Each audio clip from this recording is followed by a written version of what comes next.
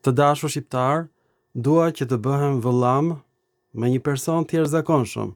Në qoftë se ai bie dakord, ne gjoja do presim gishtin dhe nuk do pim gjakun, por do pim verë franceze të kuqe. Duhet bëhem vëllam me këtë person, është një njeri jashtëzakonshëm. Emri i tij është Dorian Xhani. Ky person e ka ndryshuar komplet perspektivën e shpjegimit të fjalëve të gjuhës shqipe. Fatmirësisht ka sjell Arbresh, Arvanitas dhe ka sjell dhe një shqiptar me banim në Ukrainë. Dorian Xhani. Praktikisht kemi krijuar akademinë e vërtet të shkencave me Arbresh, shqiptar Arvanitas, shqiptar nga Kosova, kanë ardhur këtu nga Presheva, Sanxhaku, Maqedonia, Malizi. Kemi krijuar në TikTok, në biseda drejt për drejt, akademinë e shkencave të gjithë shqiptarëve. Mënyra se si Doriani shpjegon fjalët është kaq e bukur. E jashtëzakonshme. Dhe po diskutonin për fjalën katun. Çfarë është fjala katun? Norbert Jokli e ka shpjeguar me origjinë nga k, që do të thotë me në gjuhën ilire, dhe tund, si rrënjë fjalës. Jokli e ka nxjerrë këtë fjalë indo-europiane. Kjo fjalë është futur në fjalorin e gjuhëve indo-europiane, që unë e kam përkthyer në momentin kur plasi lufta për çlirimin e Kosovës. Unë doja të vërtetoja që shqiptarët ishin autokton, vendas. Nuk kishte atëherë internet, nuk kishte inteligjencë artificiale, e bleva fjalorin $650, nuk kishte atëherë as euro, dhe e skanova, pra mu desh të blej dhe një skaner, mu desh të blej një kompjuter, megjithëse isha shumë i varfër, e skanoj, e përkthej për disa vjet dhe e nxjerr falas në 6 pjesë këtë fjalor të madh. Isha kaq i lumtur sa nuk e keni iden.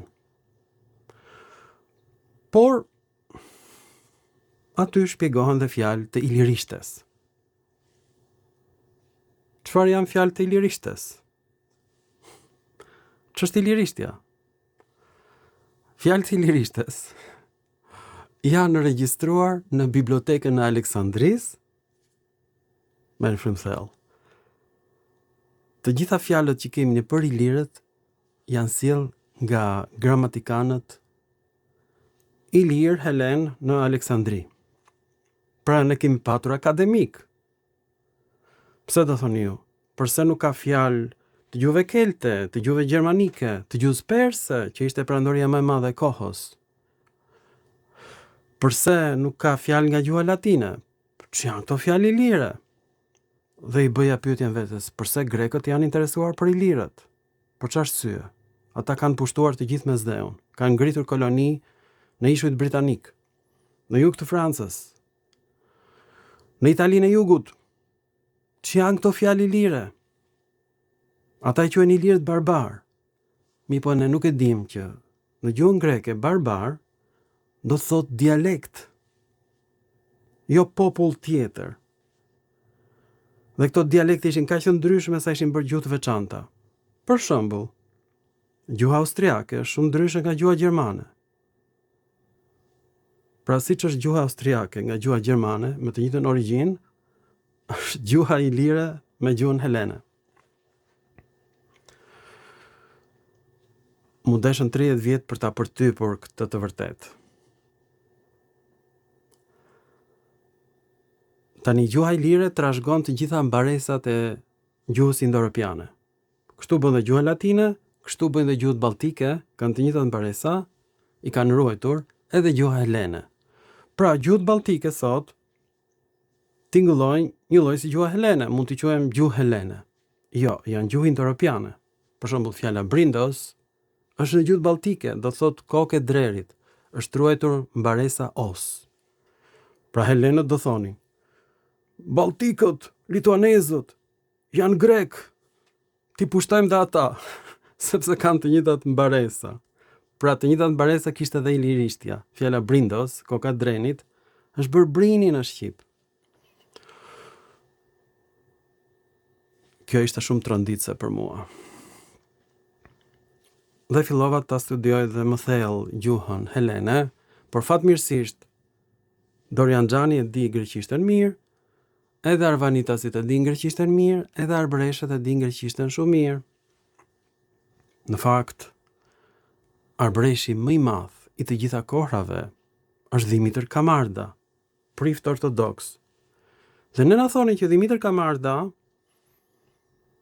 ishte marrë në patronazh nga Gustav Mahleri dhe nga të gjithë profesorët austriak që t'i mësonin atij origjinën e vërtetë të fjalëve të shqipes. Ka ndodhur e kundërta. Të gjithë profesorët austriak kishin letërkëmbim me Kamardën, por dhe me arbëresh të tjerë, për t'i pyetur ata se çfarë kuptimi kanë fjalët e vjetra të shqipes. Pra si që përdorim në sot internetin, atëherë përdorej letërkëmbimi. Pra ne na kanë mashtruar për Dimitër Kamardën. Nuk ka mësuar ai nga austriakët, por austriakët që nuk dinin shqip, kanë mësuar nga Dimitër Kamarda, siç kam mësuar unë nga arbëreshët dhe nga arvanitasit, sepse nuk e di gjuhën e lashtë shqipe, që kanë ngrirë në gjuhën arvanitase dhe në gjuhën arbëreshe. Dhe po diskutonin pra me Dorian Xhanin fjalën katun. Dhe unë i thash, shiko, fjala katund mua më duket shumë e ngjashme me fjalën katua, që do thot një stall kuajsh nën tokë, për shkak të freskisë atje, ndaj vapës.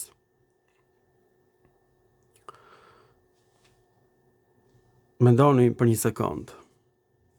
Jokli thot vjen nga parashtesa k plus tund. Pra Jokli sillet si një turbo alban. Pse e bëre një gjë të tillë? Për të theksuar rëndësinë e gjuhës shqipe. Pra fjala katund është futur gabimisht në fjalorin e gjuhëve indo-europiane sepse është e njëjtë me fjalën katun të gjuhës rumune. E pra rumunët e pas kanë marrë këtë fjalë nga ilirët, themi ne. Mendoni pak thellë. Nga studimi im i hollësishëm i gjuhës arvanitase, rrjedhon që emrat asnjanës të gjuhës helene kanë prodhuar emra mashkullor në shqip. Pashtu emra femëror të gjuhës helene kanë prodhuar emra mashkullor në shqip për shkak se në gjuhën shqipe është zhdukur asnjansi. Merrni frym thellë. Është zhdukur asnjansi në gjuhën shqipe. Pra është e natyrshme që disa emra asnjanës janë bërë mashkullor dhe disa emra femëror janë bërë mashkullor. Këtë se ka ditur njeri, absolutisht në botë, por ka dalë me shqyrtimin e fjalëve të përbashkëta të gjuhës helene dhe të gjuhës arvanitase, dhe asaj arbëreshe, po dhe shqipe. Pra, fjala katua është dytësar, është trajta e pashquar, një katua. Trajta e shquar është katoi.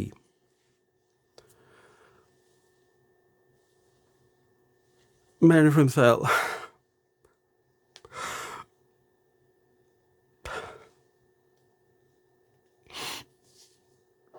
Në gramatikën e prezantuar në vitin 1972, në Kongresin e Drejtë Shkrimit, theksohet që në gjuhën shqipe janë prapavendosur mbaresat e ilirishtes. Nuk është e vërtetë.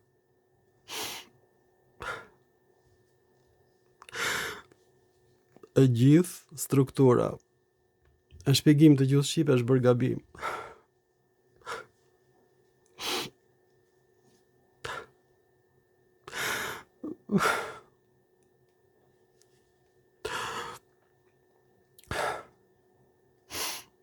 Trajta e shquar është katoi. në gjuhën shqipe thuhet me j, po nuk shkruhet j-ja, thuhet katoi. Edhe në shqip, edhe në gjuhën arvanitase, edhe në gjuhën arbreshe. Katoi është fjalë e gjinisë asnjanse në greqisht.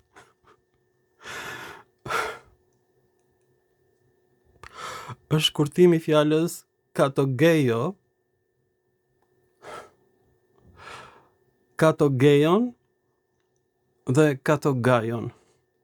Janë 3 dialekte helene. Janë 3 forma dialektore. Dhe këto janë shkurtuar në gjuhën arvanitase katogi, por arvanitasit e shqiptojnë katoi. Pra g-ja është bërë j për shkak të gjuhës arvanitase. Dhe kështu ka mbetur në greqisht.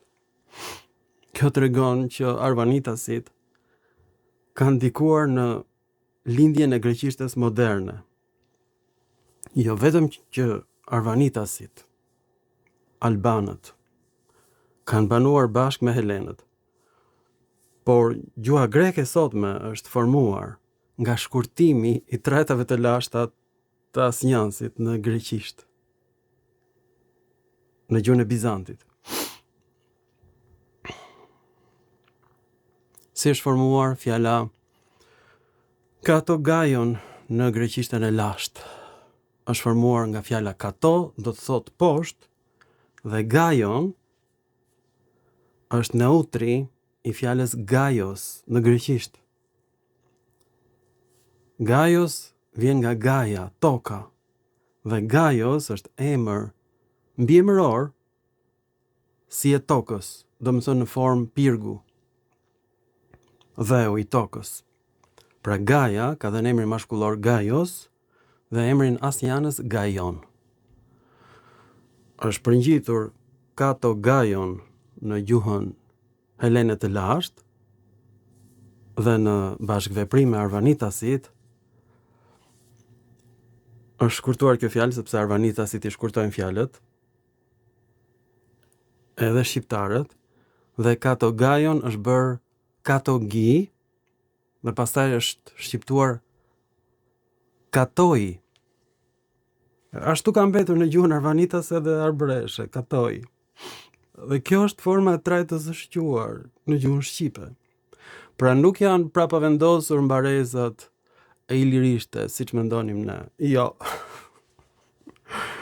Gjuha shqipe ka marrë mbaresat e reduktuara të asnjansit në greqisht dhe këto janë emrat mashkullor në shqip. Po ashtu ka marrë dhe mbaresat e emrave femëror në greqisht dhe janë emra mashkullor në shqip. Po ky është një emër kaq i pastë grek, saqë gjuha shqipe ka ruajtur të gjitha këto shkallët e transformimeve që nga shekulli i 4, ose më saktë nga shekulli i parë i erës sonë, në Aleksandri kanë dalë këto ndryshime, deri në shekullin e 4 të erës sonë. Për 3 shekuj, dal nga dal ka lindur gjuha greke koine, ose kini i thonë sot grekët, por shkruheshte koine. Gjuha koine është gjuha e popullit, e njerëzve të thjeshtë që ishin të paedukuar. Pra arvanitasit ishin analfabet, nuk shkruanin greqisht. Nuk e shqiptonin fjalën kategaion, e shkurtuan në katogi dhe pastaj g-ja u bë j midis 2 zanoresh, katoi. Dhe pastaj erdhi trajta e pashquar katua. Me një frymë thellë. Kjo ka ndodhur në gjuhën mesape gjithashtu. Është hequr forma e trajtës së shquar që i paravendoset emrit. Sepse në gjuhën greke ishte to, katogaion, arvanitasit ja hoqën fare këtë ton, dhe fjalën katoi e reduktojnë në katua dhe e bëjnë trajt të pashquar. Pra gjuha shqipe ka lindur në Greqi ose në pushtimin bizantin. A kuptoni apo jo? Kjo është gjuha shqipe.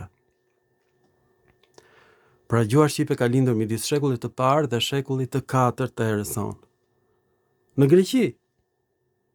E kuptoni çfarë çmendori është kjo, sepse kështu krijohen të gjithë emrat mashkullor në shqip. Merret asnjansi në greqisht dhe nga kjo lind trajta e pashquar dhe hiqet forma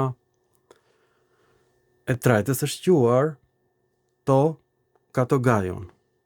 Hiqet fare në gjuhën shqipe.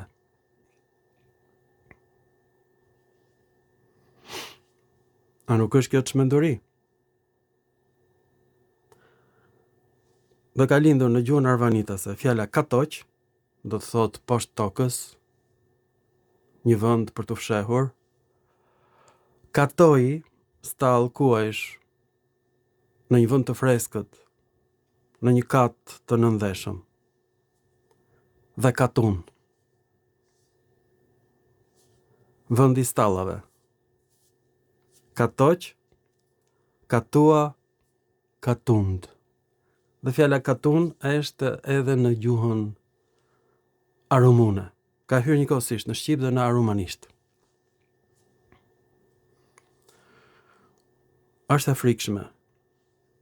Pra ne nuk dinim asgjë për gjuhën shqipe dhe nuk do dinim kur, sikur unë mos kisha dalë në bisedat në TikTok me Arvanitas, me Arbresh, me Gentin, me Dorianin, shqiptar, Genti në Itali, Doriani me banim në Greqi,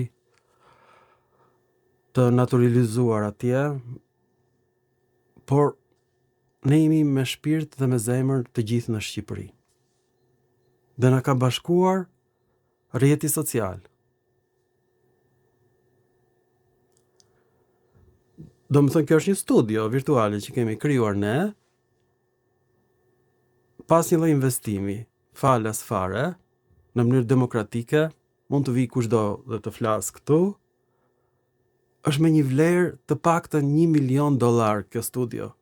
Por kjo vlerë $1 milion nuk janë pajisjet, sepse ne përdorim telefona të përditshëm. $1 milion është pikërisht vlera e këtij rrjetit social. Ju shqiptarët jeni me vlerë $10 milion ose $1 miliard. Është e paçmuar kjo mënyrë komunikimi, sepse atë që bënte Kamarda, atë që bënte Gustav Mahleri, Jokli, të gjithë përdornin letërkëmbim, që zgjaste me muaj të tërë. Dhe mezi kanë shpjeguar disa fjalë të shqipes. Ne po I shpjegojmë të gjitha fjalët e shqipes në një bisedë drejt për drejt në TikTok me njerëz nga Australia, Shtetet e Bashkuara, Kanadaja, Gjermania, Italia, Greqia, Mbretëria e Bashkuar. Kemi krijuar akademinë tonë. Dhe kjo është krijuar krejt rastësisht nga një bisedë që pata unë me zotin Aristotel Petro, që më ftoi mua në një bisedë drejt për drejt në TikTok, sepse kisha shumë frikë. E gjitha kjo është komplet rastësi, kjo mrekulli që ka ndodhur. Pra nuk do ishte zbuluar kur që emrat asnjanës në greqisht kanë rezultuar në emra të gjinisë mashkullore në shqip.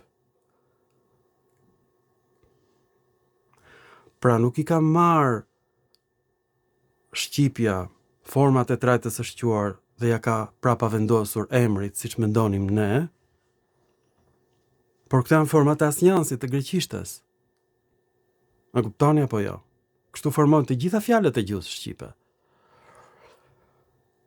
Tani grekërve ju vjen plasja nga ky zbulim. Shqiptarët thonë përse ti po punon për grekët. Jore si po punojnë për grekët. Grekët janë tërbuar nga këto zbulime, sepse kjo tregon që ne jemi autokton.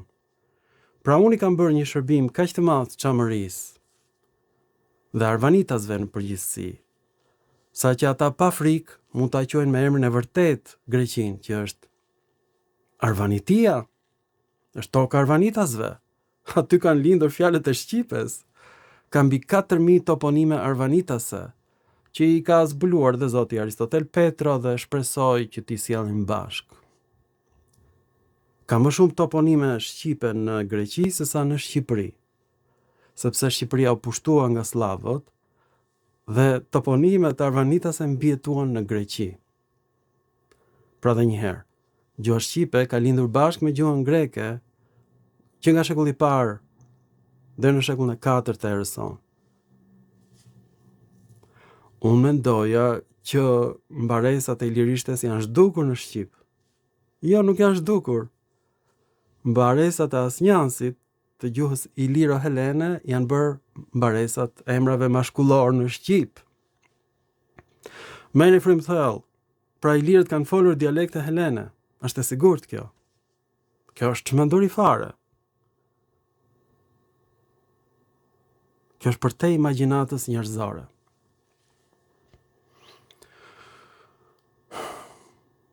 Kjo vërtetohet me fjalën dyrakion, shkëmbi i keq.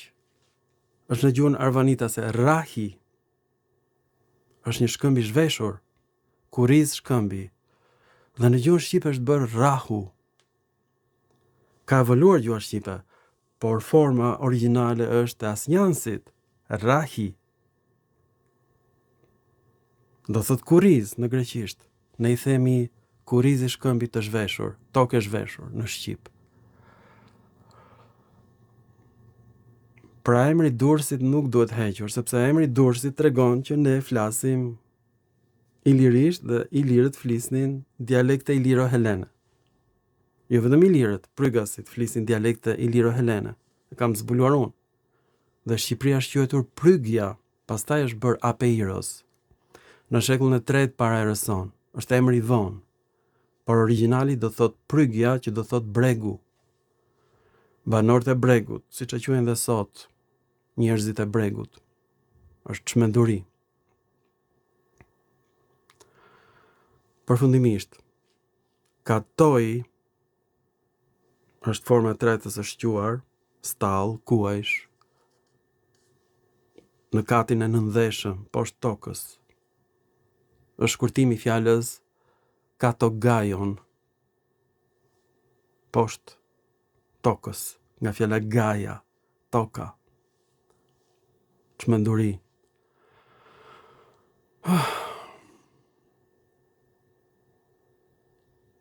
Pra, këtë zbulim po e bëj drejt për drejt në YouTube dhe në TikTok, njëkohësisht.